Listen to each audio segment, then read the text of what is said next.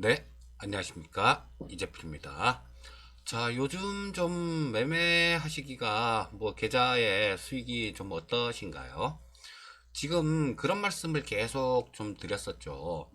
전에 11월 말, 11월 말 되기 전부터 그런 얘기를 좀 드렸던 것 같은데, 선물 옵션 만기 그걸 기점으로 해서 시장의 분위기가 조금 바뀔 수 있다라는 중소형주 쪽으로도 좀 좋은 매기가 이렇게 온기가 좀 이렇게 이전될 수 있다라는 그런 말씀을 자주 드렸었는데요. 딱 그런 모습들이 나오고 있어요. 근데 가장 좀 뭐랄까 좀 안타까운 분들이 그런 분들이에요. 보면 지금 저거 구독자가 한 2,000분 좀 넘는데요. 조회수가 이게 아침 시황 방송이 갈수록 줄어듭니다. 얼마 전까지만 해도 한 200건 이상 나오더니 지금 요즘은 거의 100건 달랑달랑해요. 근데 그런 거죠. 아침 시황 방송에서는 크게 얻을 게 없다라는 그런 생각에서 안 보는 것 같은데요. 이런 분들이 제일 좀 그렇죠. 구독을 했다라는 거는 전혀 인연이 없는 분들 같은 경우는 제가 도움을 드릴 수가 없겠죠. 근데 구독까지 했다라는 거는 저하고 약간의 인연은 됐다라는 얘기예요.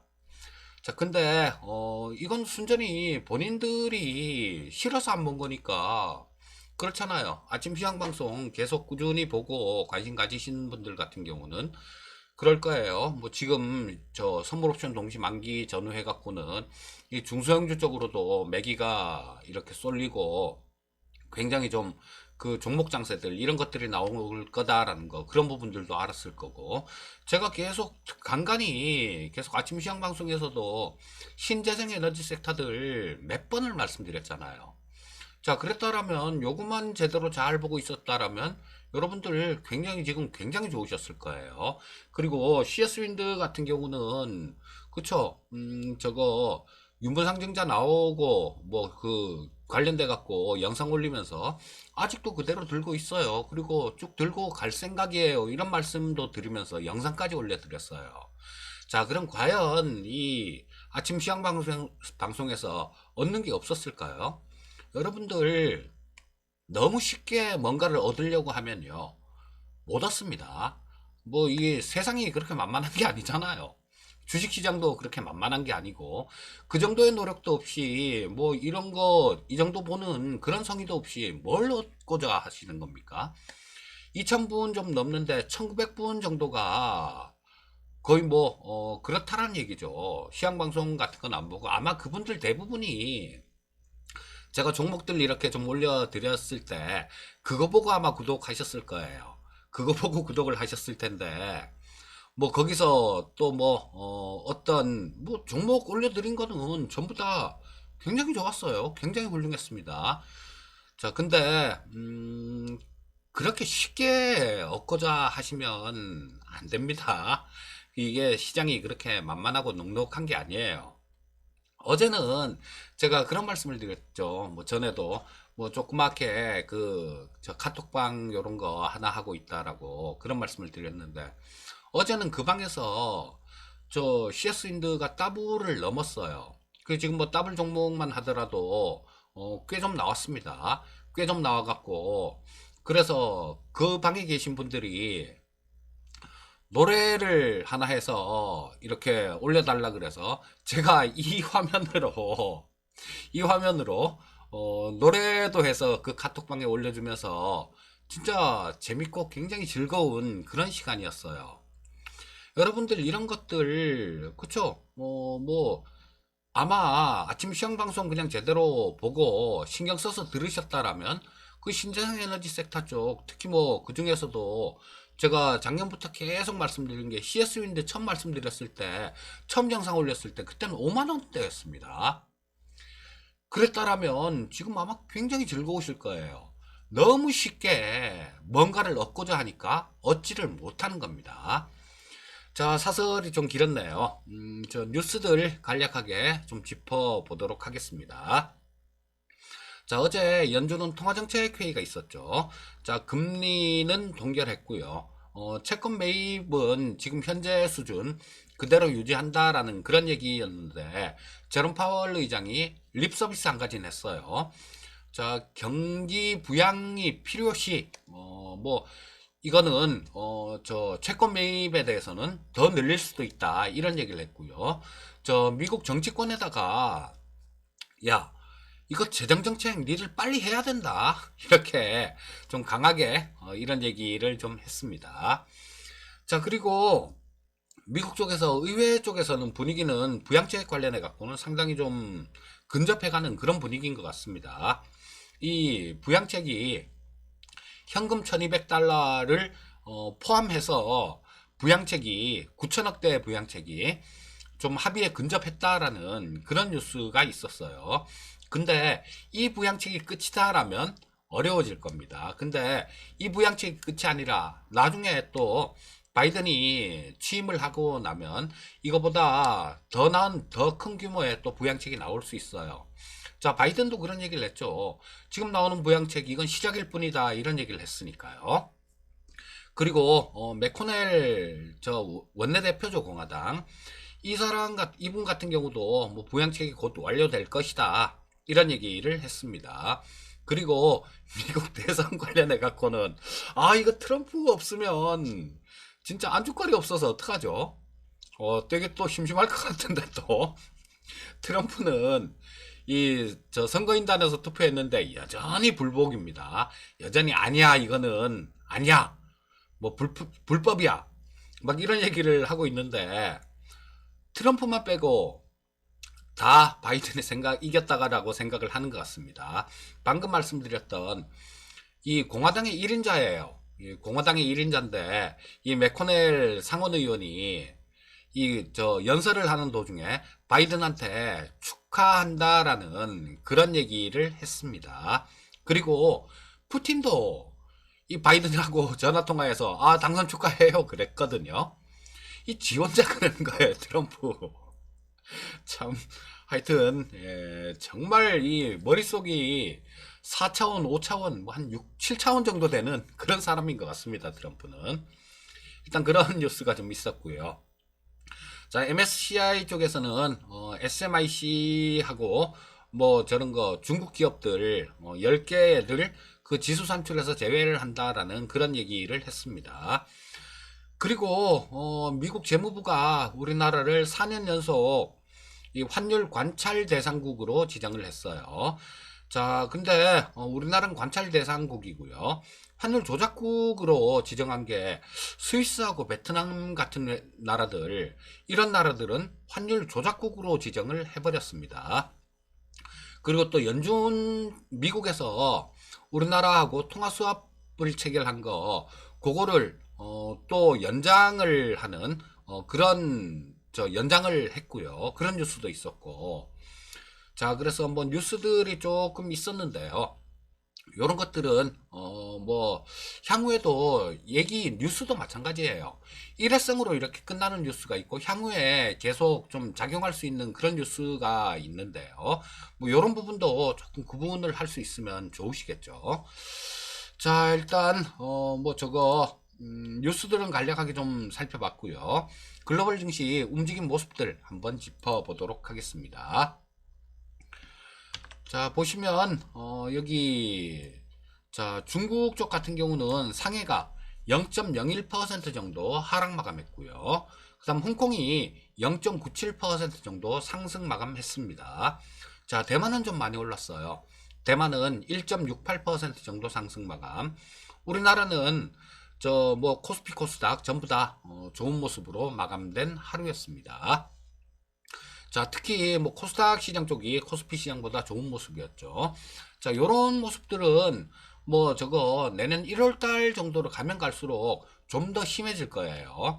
내년 1월달에는 정말로 화려한 그런 종목 장세가 나올 겁니다. 그리고 아마 지금 아까도 좀 말씀드렸듯이 아침 시황 방송 계속 보시고 신경 써서 보신 분들 같은 경우는 지금 아마 계좌에 과실이 좀 많이 열렸을 거예요. 좀 많이 열렸을 겁니다. 벌써 그게 뭐 11월 말부터 시작해 갖고 계속 드렸던 얘기가 지금 그대로 움직이고 있으니까 이 뭐 그대로 조금 포트폴리오를 좀 신경 써서 좀 이렇게 짜놓으신 분들이라면 지금 아마 상당 부분의 과실을 수확을 하고 있을 거예요. 그리고 또 1월 달에는 아마 그보다 더 좋은 중소형주 쪽에서 그거보다 훨씬 더 좋은 그런 모습이 나오지 않을까 싶은 생각이 듭니다. 자, 미국 쪽, 한번 살펴보면요.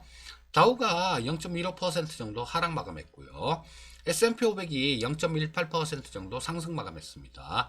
나스닥이 0.5% 상승 마감했고요. 자, 필라델피아 반도체 지수는 0.05% 정도 하락 마감한 모습이네요. 뭐 보합권이라고 봐야죠. 0.05%면.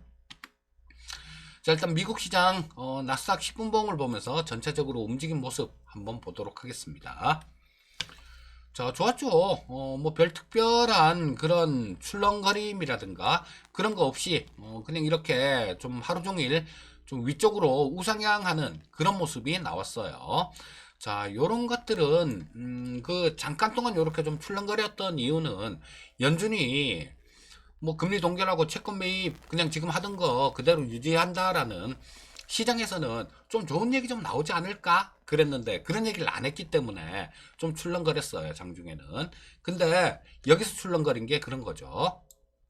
근데 저 파월로 의장이 뭐 필요시에는 뭐 경기 회복을 계속 지원할 것이다 이런 얘기를 했습니다. 뭐 채권 매입 규모도 야 필요하면 늘릴 거야 그런 얘기를 하고 또 그 부양책이 합의가 가까워졌다는 그런 뉴스들, 자 이런 것들로 인해서 장 막판에도 이렇게 올라오는 그런 모습으로 마감됐습니다.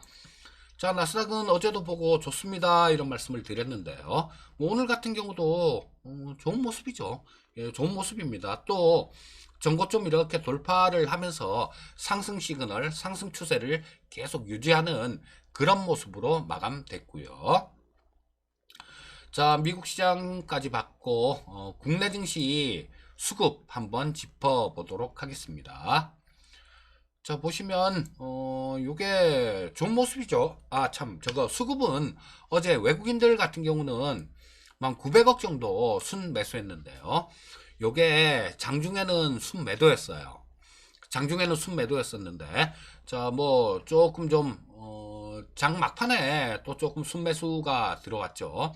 그리고 기관이 조금 받쳐주는 모습이었어요. 자, 기관들이 뭐 저 이틀 동안 한 1조 가까이 매도를 하더니 어제 같은 경우는 2127억 정도를 순매수하는 모습이었고요. 자, 코스닥 시장 한번 살펴보면요. 코스닥 시장은 개인 투자자들만 팔고 외국인하고 기관은 매수를 했죠. 자, 규모도 외국인들이 995억이니까 약 1000억 정도 되는 그 정도 수치죠. 그 다음 기관이 633억 정도를 순매수했고, 자, 뭐 그렇다라면 이 코스닥 시장 수급 같은 경우도 뭐 나무랄 데 없는 상당히 괜찮은 그런 수급이다. 요렇게 볼 수가 있을 겁니다. 자, 선물 시장에서는 외국인들이 좀 팔았어요. 선물 시장에서는 외국인들이 한 2100억 정도를 팔았는데 제가 요 숫자, 단적인 숫자 요거만 보지 말고 그 미결제약정이라는 걸 같이 봐야 된다라고 그렇게 말씀을 드렸죠. 어제 같은 경우도 외국인들이 표면적으로는 한 2100억 정도를 팔았어요. 팔았지만 미결제약정이라는 게 한 2900계약 정도가 줄었습니다. 즉 미결제약정이 줄었다라는 거, 이거는 뭐 아침 시황 방송 계속 보신 분들 같은 경우는 아실 거예요. 미결제약정이 줄었다라는 얘기는 뭘 의미하느냐.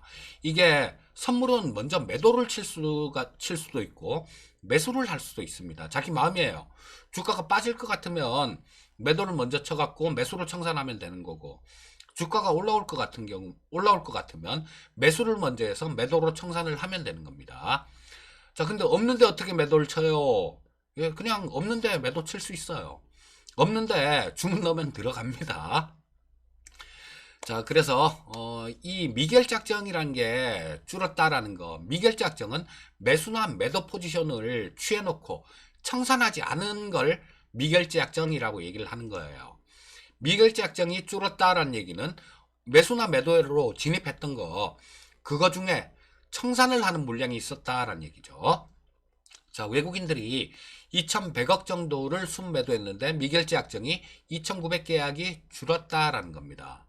그렇게 되면 이 외국인들이 이 매도한 이 금액이 그냥 주가가 빠질 것 같아서 야 아래쪽으로 한번 배팅하자 이게 아니란 얘기죠. 그게 아니고 저 밑에서 매수 포지션을 취해놨던 거 이런 것들을 야 꽤 좀 올라왔네? 자 그러면 이제 조금 한번 챙겨볼까? 라는 그 정도라는 거예요. 신규로 주가 빠져 라고 생각을 하면서 이 아래로 매도를 강하게 매도를 친거하고 그냥 야 좀 챙길까? 이건 분명히 틀린 거죠.